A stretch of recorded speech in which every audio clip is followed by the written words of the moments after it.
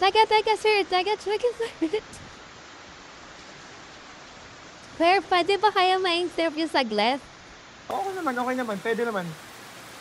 Kaso baka hindi mo ako marinig. Pwede na dito na.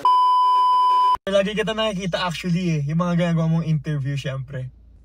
So what do you do for a living po? Ay, no. Hindi akin to. Ang may-ari nito actually is genius na businessman.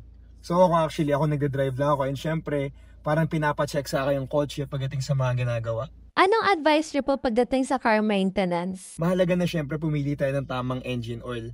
Yung mga high quality engine oil dyan. Kasi ako, sa mga pinakamalaking factor talaga na nakapagpabuti sa akin is yun nga, pumili kayo ng right na engine oil. Malaking bagay yan, lalo na ngayon na umuulan. Marami siyang benefits. Paano ko po magagawa yun? All-in-one solution sasuggest ko sa'yo. Ito talaga sobrang patok na patok to at kilala na to since 90s pa.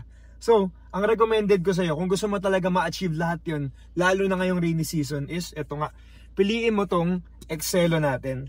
Excelo Endurance. So, galing sa Pertua to, every time, yung coaching to, tong Fortuner na to, grabe talaga. Sobrang alagang-alaga to. May halo na siyang Pertua. Ang nagandaan, pag pumili ka ng Pertua is, protektado ka sa mga moisture, lalo na ngayon na umuulan. Siyempre, possible na magkaroon ng moisture yung makina natin. Pag may Excelo ka, iwas corrosion. So, iwas na masiraan ka. Iwas magkaroon ng engine issues pag gamit-gamit to.